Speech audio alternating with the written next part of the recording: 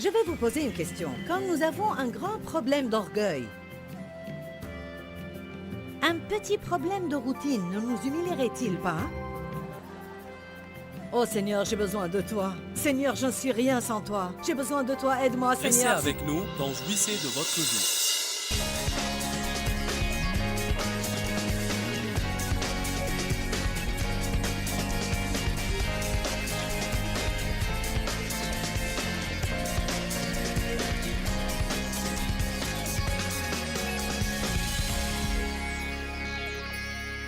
On va parler ce week-end de la nécessité d'être content et satisfait. Et je vous dis, si vous n'avez pas besoin de ce message, je vais le prêcher pour moi-même ce week-end. Car je crois qu'on se sent tous de temps en temps touchés et accablés par l'esprit de mécontentement et d'insatisfaction. Bien qu'il y ait toujours quelque chose que nous voulons dans notre vie, nous oublions de nous réjouir là où nous sommes dans notre cheminement vers le but. Est-ce que vous êtes d'accord avec moi que nous avons un problème continu? On est bien pour un certain temps, puis quelque chose arrive et le diable nous prend au dépourvu. On passe par des périodes où on est reconnaissant et on croit qu'on est le peuple le plus béni sur terre, puis très rapidement on trouve de quoi se plaindre. C'est pourquoi on a à entendre les mêmes choses sans arrêt. Il n'est pas nécessaire qu'on entende toujours une nouvelle parole, mais il faut qu'on entende une parole opportune au moment convenable. Je crois que c'est une parole qu'on a besoin d'entendre ce week-end. On va aborder ce sujet de 4 façons différentes. Dans l'un des messages, on va parler des moments choisis par Dieu et comment on se sent mécontent vis-à-vis du temps choisi par Dieu. Je vais intituler ce message « Je suis pressé, mais Dieu ne l'est pas ».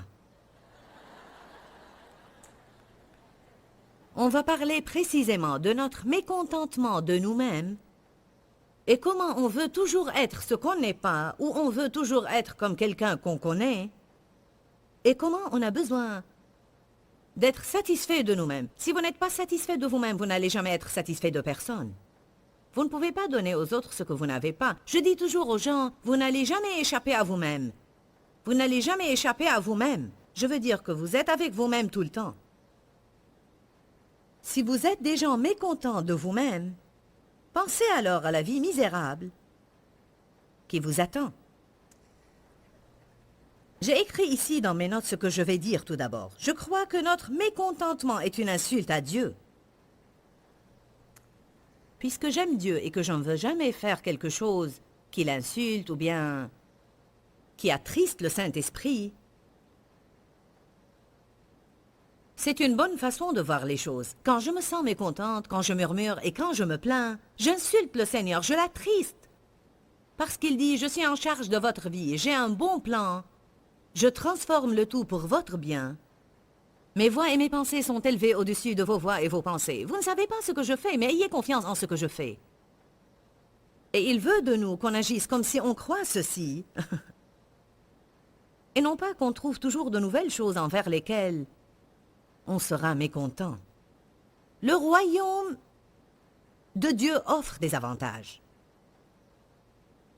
Un de ces avantages est le privilège d'être content et satisfait même quand les circonstances de notre vie ne nous conviennent pas. 1 Timothée chapitre 6 verset 6. C'est en effet une grande source de gain et de profit que la piété accompagnée de contentement, car le contentement qui est une suffisance intérieure est un gain abondant. Car nous n'avons rien apporté dans le monde, et il est évident que nous n'en pouvons rien emporter. Si donc nous avons la nourriture et le vêtement, avec cela, nous devrons être satisfaits. Je vous assure qu'il n'y a aucune personne dans cet endroit qui se contenterait avec la nourriture et le vêtement.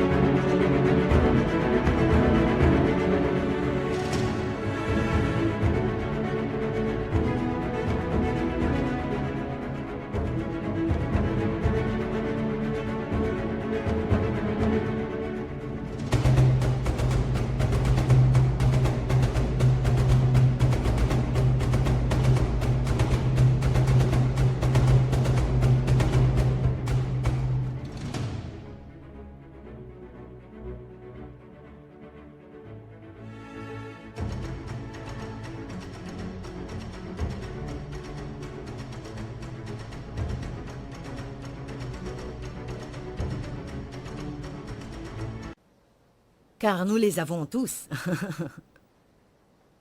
Cela ne veut pas dire nécessairement que Dieu est en train de dire « c'est tout ce que je veux que vous ayez ».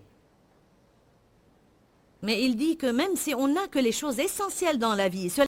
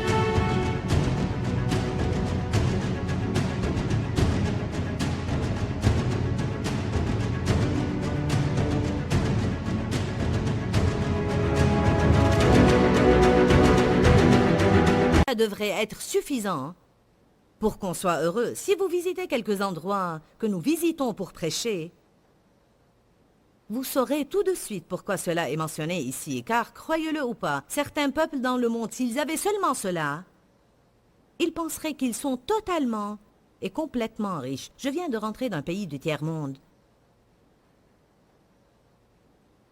Et jusqu'à présent, je hoche la tête avec incrédulité quand je vois comment certaines personnes ont à vivre. Je vous dis la vérité absolue. Il y a des gens dans le monde aujourd'hui qui vivent dans des conditions inhumaines. Je parle de vivre dans la saleté, dans la misère et dans la faim. Ils portent des guenilles et ils n'ont pas de l'eau propre pour prendre un bain. Et je vous dis que je me sens vraiment reconnaissante quand je prends un bain chaud dans de tels endroits. Amen.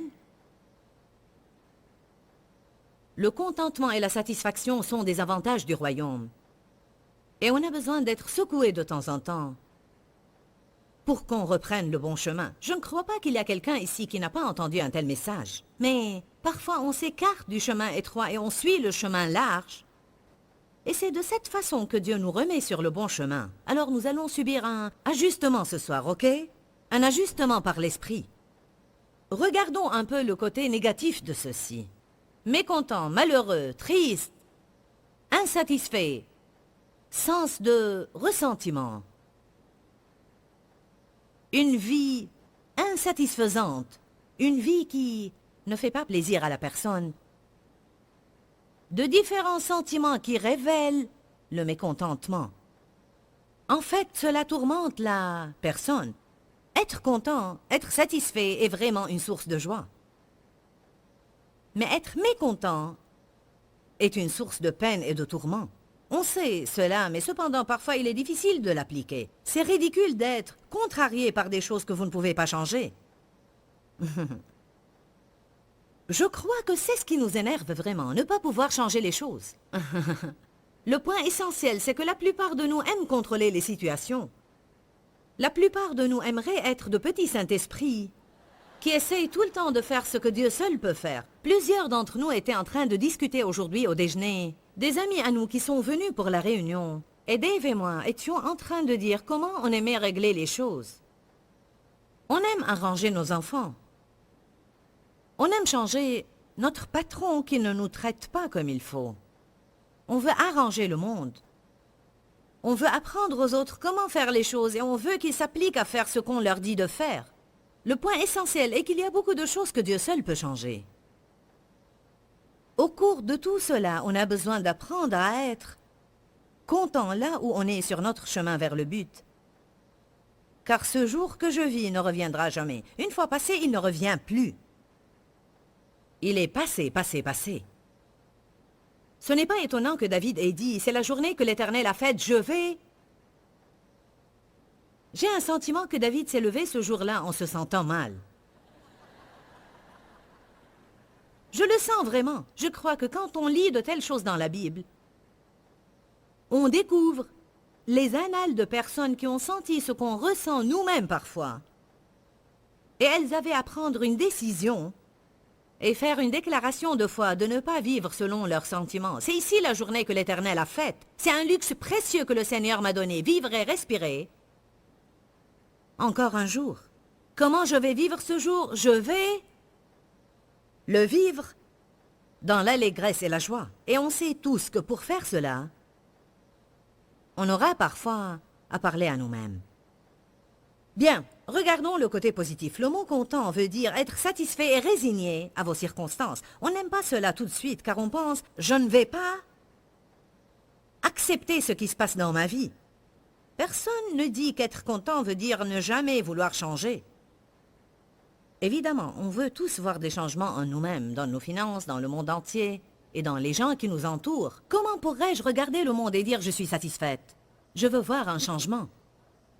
Cependant, l'apôtre Paul dit, j'aime la façon dont cela est inscrit dans la Bible amplifiée. Paul a dit, j'ai appris à être content et satisfait au point de ne pas être inquiet. Et non pas au point de ne jamais vouloir changer. Je veux changer, nous voulons tous changer. Mais satisfait au point de ne pas être inquiet, quel que soit l'état dans lequel je me trouve. Et je crois qu'on a à l'apprendre. Je ne sais pas combien il a fallu à Paul pour l'apprendre, et combien de fois il avait à faire le tour de la montagne avant de l'apprendre. Mais d'une manière ou d'une autre, il l'a finalement appris.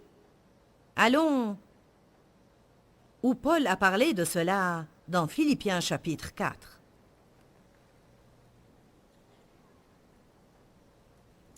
Une des caractéristiques de la chair, c'est que dès qu'on commence à parler d'être satisfait là où on est, elle veut piquer une crise. Du moins, ma chair le fait parfois. Est-ce que votre chair aime piquer une crise?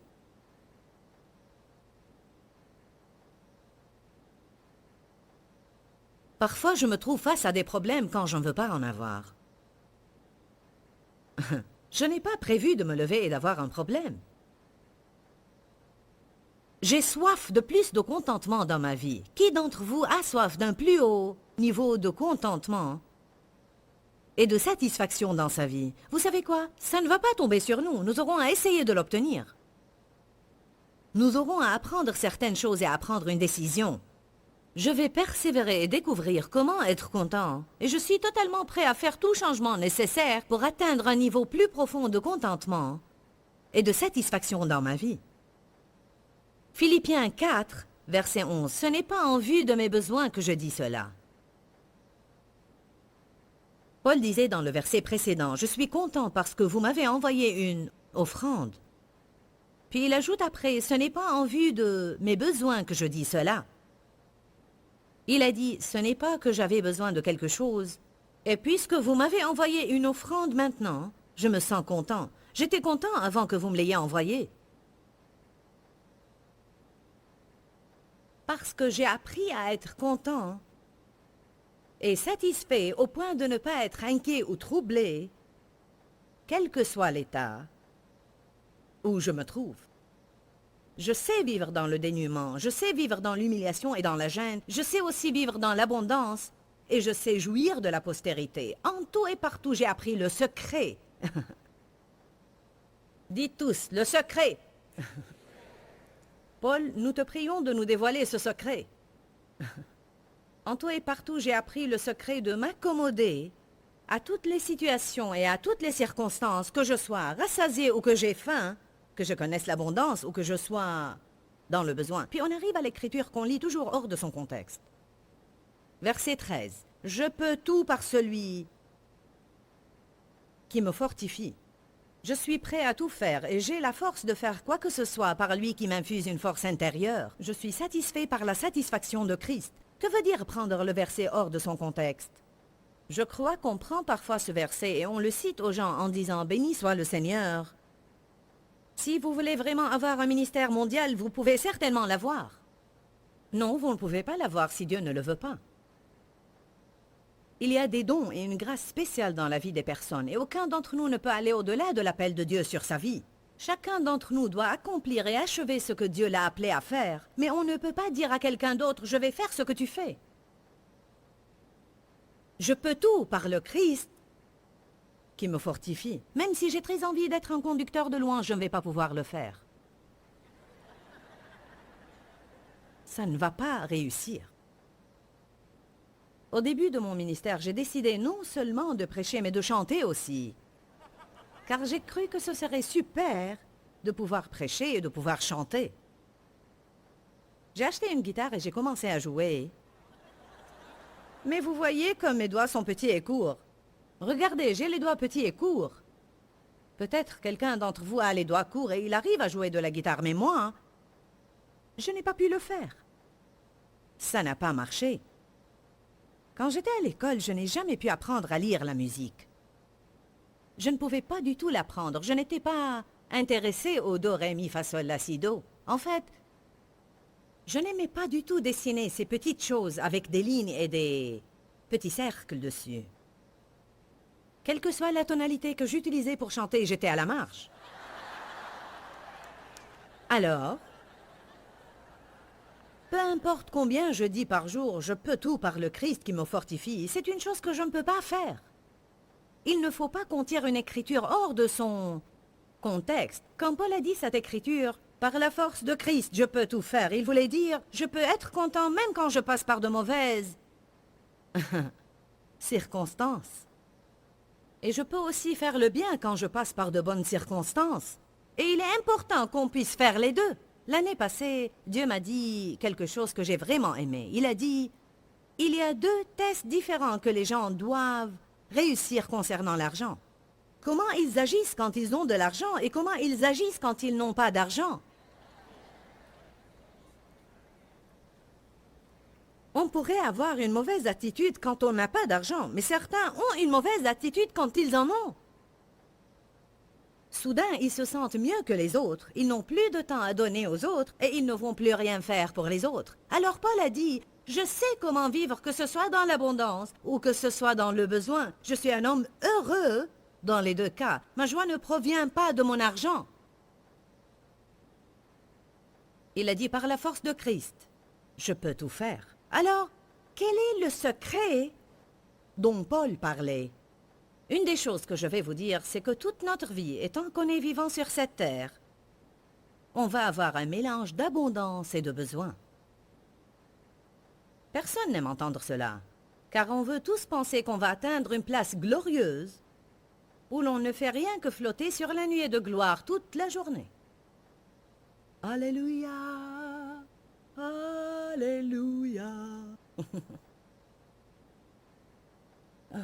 On va avoir un mélange de choses qu'on aime et de choses qu'on n'aime pas.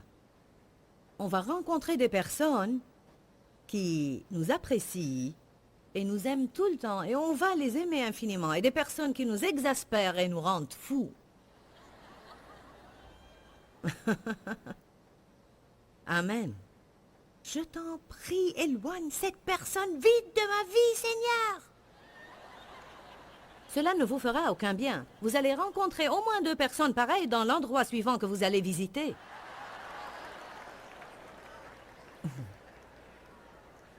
Amen. J'ai lu cela dans Philippiens 4 et le Saint-Esprit m'a arrêté. Et ainsi, j'ai commencé à apprendre une partie du secret. J'étais en train de lire, Paul a dit, je suis content et satisfait que je sois dans le besoin ou l'abondance. Dieu m'a dit, c'est comme ça que je maintiens l'équilibre dans la vie de mon peuple. Quoi? Équilibre, c'est comme ça que je maintiens l'équilibre. Puis j'ai vu cela dans l'esprit. J'ai vu comme une balance dans laquelle vous mettez un peu de choses de ce côté, et elle tend vers ce côté, puis vous mettez un poids égal de l'autre côté pour atteindre l'équilibre. Mais si vous augmentez le poids ici, elle tend de nouveau vers ce côté. C'est toute une affaire de garder la même quantité de poids dans les deux côtés de la balance pour qu'elle reste en équilibre. Et vous savez, l'équilibre dans votre vie est extrêmement important. 1 Pierre 5,8 dit « Soyez bien équilibrés et sobres, car votre adversaire, le diable, rôde comme un lion rugissant, cherchant qui il dévorera. Et je vous dis, puisque nous sommes des êtres humains, formés d'une chair, qui n'est rien que de la poussière de la terre, et bien qu'on soit né de nouveau et qu'on ait une nouvelle nature, le péché ne disparaît pas, mais il continue toujours à nous attaquer et attaquer. Il se peut, en réalité, qu'on perde l'équilibre de notre vie. Et puisque nous avons cette nature-là, si tout dans notre vie va bien, soudain on devient comme ça, et notre attitude va vers le pire. Vous savez pourquoi? Parce que nous, les êtres humains, nous ne sommes pas Dieu. Et bien que son esprit soit en nous pour nous corriger et nous guider, on n'est pas capable par nous-mêmes de garder une bonne attitude si tout dans notre vie se fait tout le temps de la façon que nous voulons. Vraiment, très bientôt, on va se considérer mieux que tous les autres et on va commencer à dire « Ah, si seulement vous étiez aussi spirituel que moi ». Il faut qu'il y ait un certain péché dans votre vie, sinon vous n'auriez pas... Si seulement vous priez autant que moi, si vous alliez à la même église où je vais. Est-ce que vous m'entendez bien? Soudain, notre vie devient un désastre total. Et qu'est-ce qui nous équilibre de nouveau? Un problème. Je vais vous poser une question. Quand nous avons un grand problème d'orgueil, un petit problème de routine ne nous humilierait-il pas? Oh Seigneur, j'ai besoin de toi. Seigneur, je ne suis rien sans toi. J'ai besoin de toi, aide-moi Seigneur. Si tu ne m'aides pas, je ne sais pas ce que je vais faire. Puis une personne blessée arrive et vous raconte ses problèmes. Mon enfant a des problèmes et ceci et cela. Oh, alors on aura une compassion pour eux et on s'apitoiera sur eux. Mais quand tout va bien dans notre vie, on fait comme le pharisien. Je jeûne et je donne la dîme.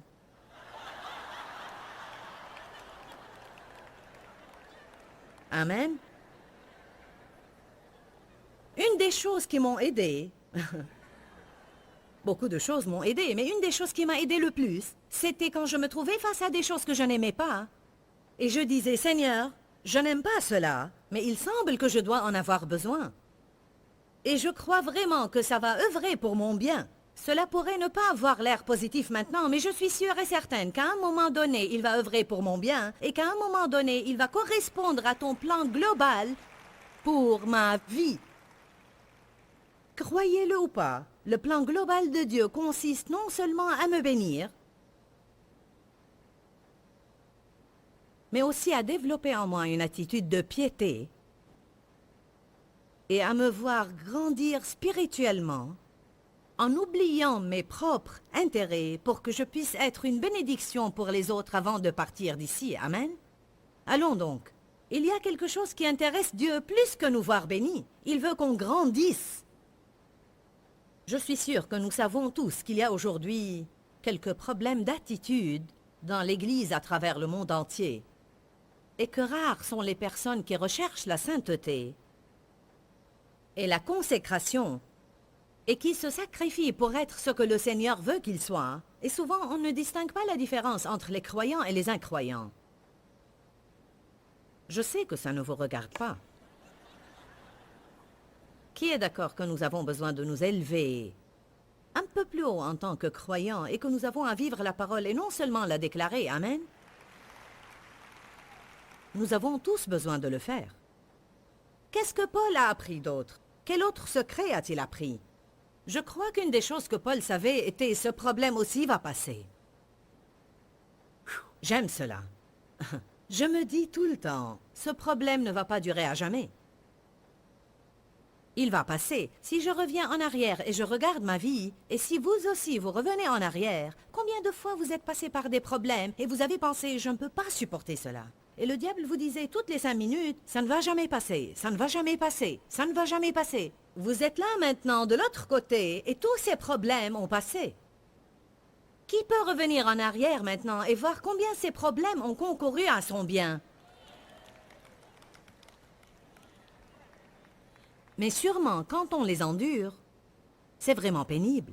Paul a appris un secret, et c'est que Dieu se servait de ces problèmes pour maintenir l'équilibre. Le problème va passer. Je crois aussi qu'il avait une révélation profonde que Dieu contrôlait les situations. Gloire à Dieu, on a parlé aujourd'hui d'un sujet très important. Soyez contents et soyez satisfaits. J'ai passé une longue période de ma vie sans être contente et sans être satisfaite. Et il est misérable de mener une telle vie. Je crois que j'en suis arrivée au point dont Paul parlait quand il a dit qu'il avait appris à être content et satisfait. C'est une chose que vous apprenez, une décision que vous prenez. Personne d'entre nous ne va être content et satisfait parce que nos circonstances nous conviennent, mais nous pouvons prendre une décision. Bon, faites attention, je parle d'une décision ici. Nous pouvons décider de nous contenter par ce que nous avons, sachant que Dieu va toujours suffire à nos besoins. Je ne sais pas par quelles circonstances vous passez maintenant. Je ne sais pas par quel genre de choses vous passez maintenant, mais je suis sûre que plusieurs d'entre vous passent par des choses extrêmement difficiles. Vous pourriez me dire, bon Joyce, comment pourrais-je être content? Comment pourrais-je être satisfait? Je ne vous dis pas que vous devez être satisfait jusqu'au point de ne vouloir aucun changement dans votre vie. Nous voulons tous voir un changement dans notre vie, mais je vous dis que c'est ici la journée que l'Éternel a faite. Il vous a donné cette journée. Ne la gaspillez pas. Pourquoi Seigneur, pourquoi? Dans ce livret, Joyce Meyer nous enseigne à travers la parole comment être délivré de la confusion. Pour obtenir ce livret gratuitement, écrivez-nous à Joyce Meyer, boîte postale 40095-6300 Larnaca, Chypre. Ou bien visitez notre site web www.joycemeyer.org/fr.